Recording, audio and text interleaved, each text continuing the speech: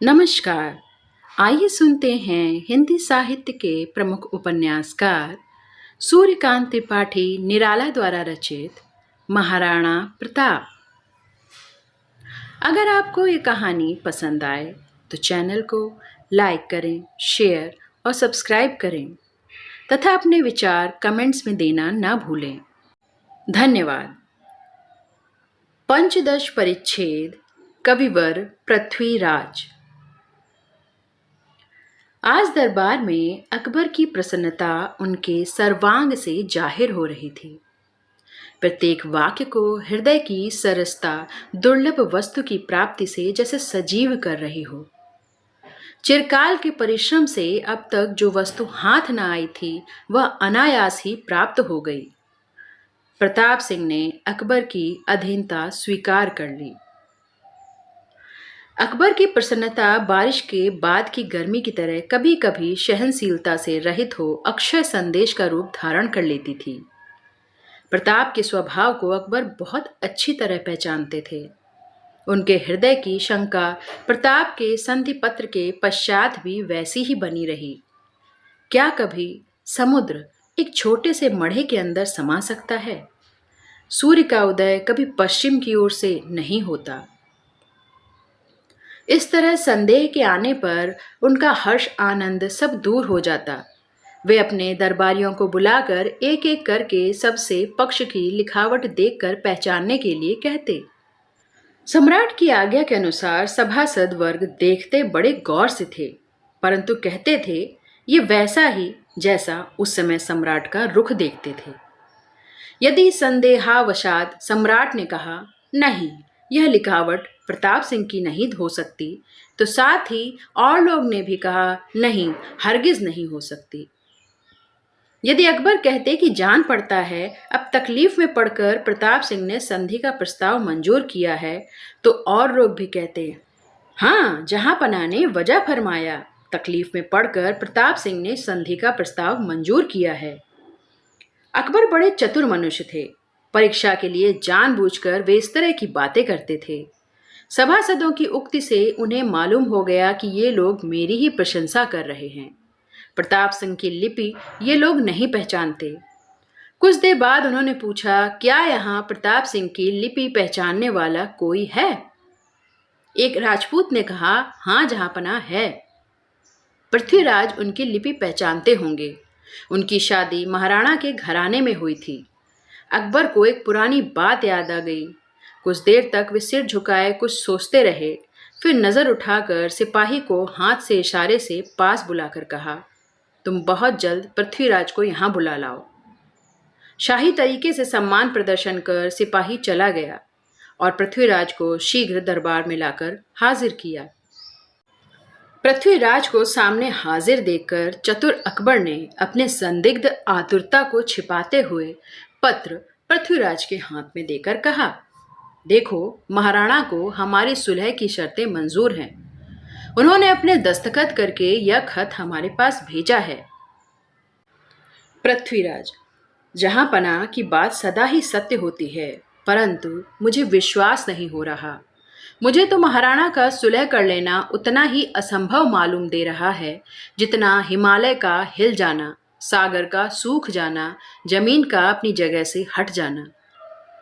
गुस्ताखी मुआफ हो जहांपना, जान पड़ता है यह खत किसी दुश्मन का लिखा हुआ है। पृथ्वीराज ने नम्रतापूर्वक कहा। अकबर, क्या ये दस्तखत प्रताप सिंह के नहीं है? अकबर ने आश्चर्य की निगाह से देखकर पूछा। पृथ्वीराज, नहीं जहांपना, ये दस्तखत प्रताप सिंह के नहीं, परंतु प्रताप सिंह के ऐसे जरूर मालूम दे रहे हैं। अकबर, क्या तुम्हारे पास मान सिंह का कोई खत मौजूद मिल सकता है? अकबर ने अत्यंत आग्रह से पूछा। पृथ्वीराज, नहीं जहांपना, मेरे यहाँ महाराणा का लिखा हुआ कोई खत नहीं है। होता तो मैं जरूर सहसा की नजर करता। अकबर, तो तुम कहो कि जानते हुए भी यह खत प्रताप सिंह का है, तुम छिपा रहे हो? पृथ्वीराज, नहीं जहांपना, मैं अपनी अंतरात्मा की बात कह रहा हूँ। मैं प्रताप सिंह के स्वभाव को बहुत अच्छी तरह पहचानता हूँ। वे विपत्ति में पड़कर घबराने वाले मनुष्य नहीं हैं। दूसरे धर्म को प्रताप सिंह कभी नहीं छोड़ेंगे, चाहे उनके प्राण शरीर से जुदा हो जाएं। अकबर, ठीक है, इसी ख्याल ने तो तुम्हें मार रखा है। इस तरह सच बात भी छिप सकती है।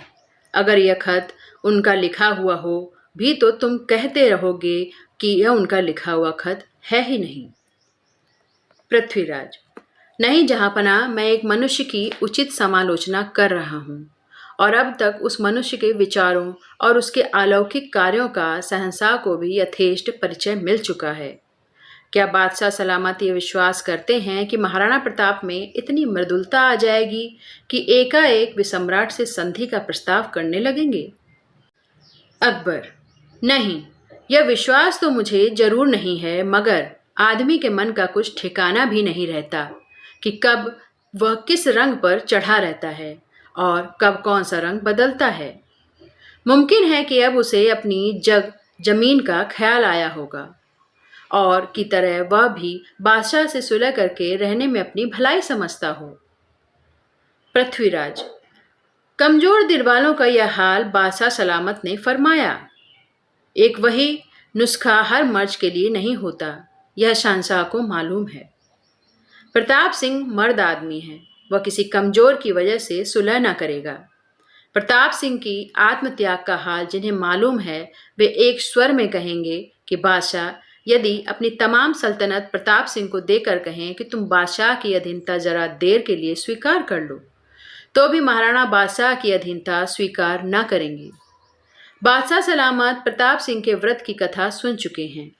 अपने देश के स्वाधीन करने के लिए इतनी कठोर प्रतिज्ञा की, भारत के एक क्षत्र सम्राट की प्रतिकूलता करते हुए जिसे जरा भी खौफ न आया। बादशाह के साथ संबंध करने के वाले के हाथ का पानी पी लेना भी जो अधर्म में दाखिल समझता है, आज वह अत्याचार पर अत्याचार करके भी बादशाह जिसे दबा नहीं पाए, वह वीर एकाएक संधि का प्रस्ताव स्वीकार कर लेगा। यह कैसे समझने वाले को विश्वास होगा? अकबर, हाँ, तुम्हारा कहना बहुत दुरुस्त है, मगर इस खत का पता भी तुम ही लगाओ कि प्रताप सिंह का लिखा हुआ है या जाली। पृथ्वीराज को अभीप्सित दुर्लभ वस्तु की प्राप्ति हो गई। मन ही मन बहुत ही प्रसन्न हुए। बाहर वैसे ही गंभीरता दिखाकर विनयपूर्वक कहा, जहांपना की आज्ञा के अनुसार मैं बहुत जल्द इसका पता लगाऊंगा। अकबर की प्रसन्नता एक प्रकार की चिंता में परिवर्तित हो गई। उस रोज का दरबार समाप्त करके अकबर उठे, साथ ही उनके पारिषद भी उठ खड़े हुए। अकबर चिंतित भाव से अपने रंग महल की ओर गए और पृथ्वीराज हर्ष और विषाद की संयुक्त मूर्ति बने हुए घर पहुंचकर एक अलग कमरे में बैठकर सोचने लगे। प्रकृति की परीक्षा में उत्तीर्ण होकर मनुष्य के हृदय के सिंहासन पर अधिकार प्राप्त करना कठिन है। महाराणा जैसे अद्वितीय वीर का मस्तक भी प्रकृति ने आखिर झुका ही दिया। उनका उद्देश्य अब उनके ध्यान से अवश्य जाता रहा होगा। हाय, हिंदुओं में अब तक यही एक नाम लेने के लिए बचे रहे थे, सो इनका हृदय भी अब शत्रुओं की चोटों से जर्जर, शत्रु की भ्रकुटी से दबकर अपना उद्देश्य भूल गया। ईश्वर की इच्छा बड़ी विचित्र है, वह चाहे जो करे। सच है कि राई को पर्वत और पर्वत को राई कर देता है।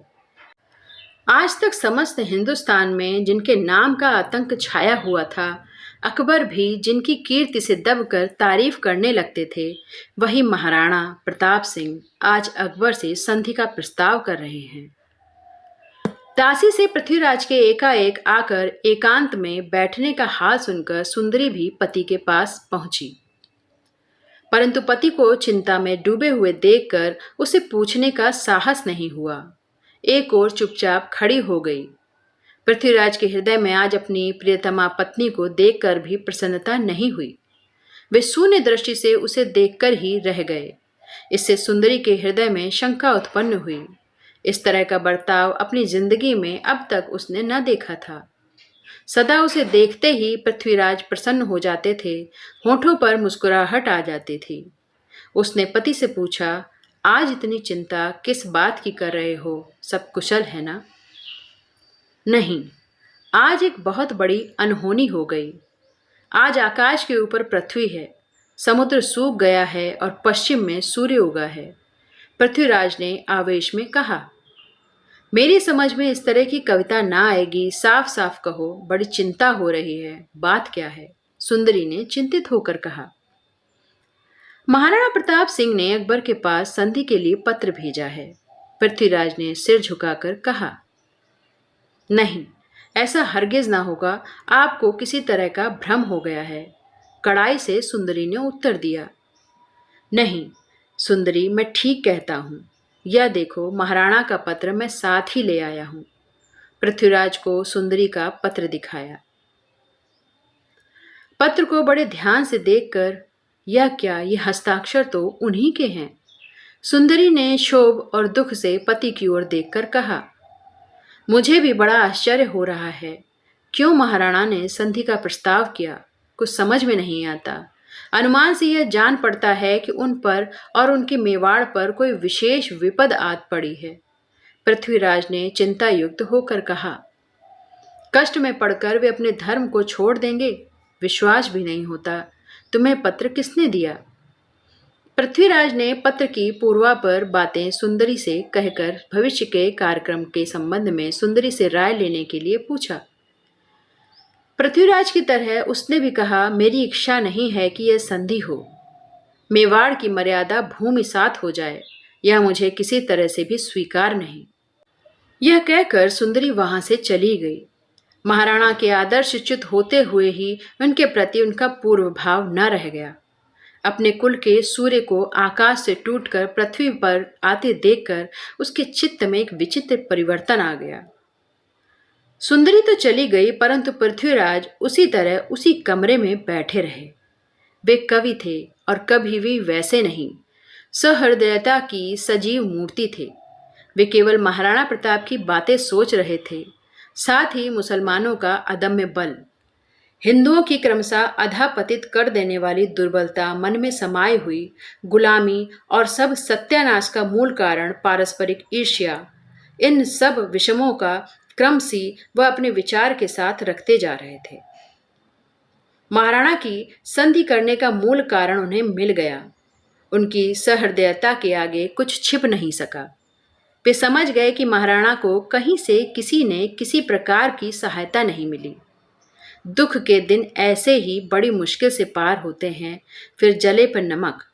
उस दुख में जिन लोगों से सहायता की आशा की जाती है, वही यदि विमुख हो जाएं या शत्रुता करने पर तुल जाएं, तो अवश्य ही यह आचरण मनुष्य को अधिक काल तक उसके लक्ष्य पर रहने नहीं देता और वीरता अकेले होती भी नहीं। संपूर्ण मुगल साम्राज्य के विरोध में अकेले महाराणा कब तक ठहर सकते हैं? जान पड़ता है कि किसी विशेष मानसिक परिवर्तन के आने पर ही महाराणा ने संधि का प्रस्ताव किया है। वे दुखों से पढ़कर घबराने वाले मनुष्य नहीं हैं। इस तरह सोचते हुए पृथ्वीराज बहुत दूर तक चले गए। मन के भीतर की अपनी युक्तिपूर्ण बातों पर उन्हें विश्वास था। महाराणा के मानसिक विकास का कारण बहुत कुछ उनकी समझ में आ गया। वे फिर सोचने लगे, यदि इस तरह की परिस्थिति में मैं महाराणा को संधि करने के लिए लिखूंगा, तो फिर मुगलों के बीच हमारा मस्तक कभी भी ऊंचा ना होगा। महाराणा के गिरे हुए मन को इस समय बल देने की आवश्यकता है। अपनी मर्यादा का उन्हें पूरा ख्याल है। वे अवश्य ही अपना मत बदल देंगे। कवि श्रेष्ठ पृथ्वीराज के हृदय में तरह तरह की बातों ने एक अद्भुत भावना ला दी। एक स्वर्गीय शक्ति उनकी लेखनी में आ गई, जिससे एक मुर्दा भी उठकर खड़ा हो जाता। कायर के दिल में लड़ने की उमंग पैदा हो जाती। यह कविता महाराणा के पास उन्होंने लिखकर दूत के हाथ भेजी। अकबर समद अथाह सूरापण भरियो सजल, मेवाड़ो तिड़माह पोहड़ फूल प्रताप सी। अकबर एकड़ वार दागल की सारी दुनी, अणग दागल असवार रहियो राम प्रताप सी। अकबर घोर अंधार ऊंधाड़ हिंदू अवर, जागे जुग दातार पवहार राणा प्रताप सी। हिंदू पति परताप पत राखी हिंदू सवारी, सहे विपत संताप सत्य शपथ करी आपणी। चौथी चित्तोड़ाह बाटी बाजंती तड़ी, माथे मेवाड़ाह सोहे राण प्रताप सी। साभर अकबर शाह अड़ियल नामड़िया नहीं, चंपो चित्तोड़ाह चौरस तभी प्रताप सी। पातल खांग प्रमाण सांची सांगा हर हड़ी, लही सदा लड़राण अकबर सूंठ भी अड़ी। दोहा। भाई जस अहड़ा जड़े जड़ा राण प्रताप, अकबर सूतो ओझ के जान सिराणे सांप। सोरठा। राखो अकबरियाह तेज तिराहो, तुरकड़ा नम नम नीर सियाह राणा बिना सहराजवी। सह गावड़िए साथ ये कण बाणे वाड़िया, राण न मानी नाथ तांडे राण प्रताप सी। सोया सो संसार असुर पलोले ऊपरे, जागे जगदातार पौहर राण प्रताप से। घर बाकी दिन पाधरा मर्दन मुँह के माण, घड़े नरिंदा घेरिया रहे गिरिंदा राण। पत्र लिखा गया। पृथ्वीराज ने कई बार उसे आदि से अंत तक पढ़ा। हृदय को पत्र के भाव और भाषा की उच्चता का विश्वास हो गया। पत्र पढ़कर वे फिर चिंतित हो गए। वे सोचने लगे कि यह पत्र महाराणा के पास किसके हाथ भेजा जाए। अकबर को अगर इस पत्र का मालूम हो जाए तो इसमें कुछ का कुछ लिखा गया है, तो उन्हें निसंदेह एक बड़ा अनर्थ होगा। बहुत संभव है कि वह मेरी जान लेकर ही रहे। इस तरह सोचते हुए पृथ्वीराज को उस दूत की बात याद आ गई जो महाराणा का पत्र लेकर आया था और दरबार में पृथ्वीराज की अकबर से बहस होने पर कैद कर दिया गया था। अकबर की कैद से महाराणा के उस दूत को छुड़ाने की जबरदस्त फिक्र पृथ्वीराज को पैदा हो गई। इससे उनका कार्य भी अच्छी तरह सध सकता था। वह दूत पृथ्वीराज का पत्र लेकर बिना किसी रोक टोक के महाराणा को सुपुर्द कर सकेगा। इसलिए उसकी मुक्ति कई दृष्टियों से आवश्यक है। यह सोचकर पृथ्वीराज ने अपने एक नौकर को बुलाकर बहुत सा धन रत्न देकर कहा, पहले फाटक में एक राजदूत कैद करके सिपाहियों की निगरानी में रखा गया है। ये जवाहरात सिपाहियों की भेंट करना और कहना उस राजपूत को जल्द छोड़ दे। नौकरशाही किले की तरफ गया और पृथ्वीराज अपनी कविता लेकर सुंदरी के कमरे में गए। सुंदरी ने भीतर से दरवाजा बंद कर लिया था। बांदियों ने कहा, जब से आपने कमरे से आई हैं, न जाने इन्हें क्या हो गया है। न किसी से बोलती हैं, न किसी को अपने पास जाने देती हैं।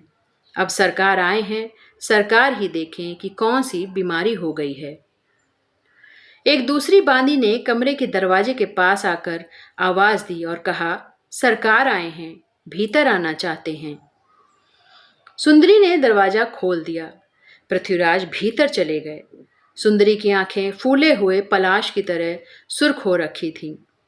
पृथ्वीराज ने देखा, तकिया, चादर, सिरहाने की तरफ का तमाम बिस्तर आंसुओं से तर हो गया है, परंतु उन्होंने कुछ न कहा। वे समझ गए कि महाराणा की संधि करने की बात सुनकर सुंदरी को इतना हार्दिक दुख हुआ है। वे जानते थे महाराणा के वंश की वह युवती अपनी मर्यादा का पूरा विचार रखती है।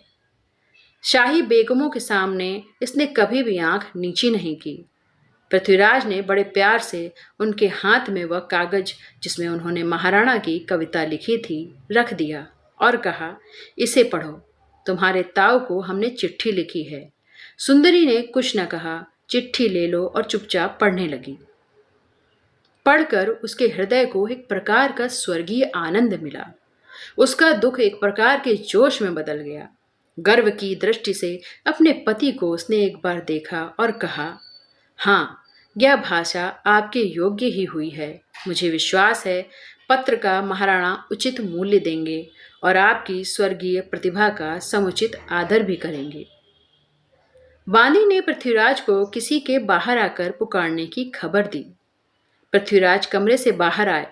उनका नौकर और महाराणा का वह बाहर खड़ा था। दूत की मुक्ति से पृथ्वीराज को बड़ा हर्ष हुआ। उन्होंने उसे गले लगा के उसके कष्टों के लिए सहानुभूति पूर्वक शब्दों से उसे यथेष्ट संतोष प्रदान कर अंत में महाराणा की सेवा में लिखा गया अपना पत्र देकर महाराणा से अपना प्रणाम कह देने के लिए कहा।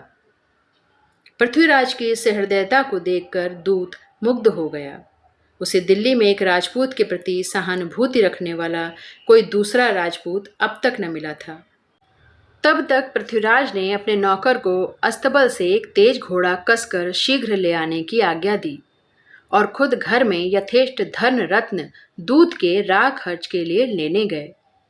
बात की बात में एक अच्छा घोड़ा कसा हुआ दरवाजे पर साइन ले आया और पृथ्वीराज भी यथेष्ट धन लेकर घर से बाहर निकले।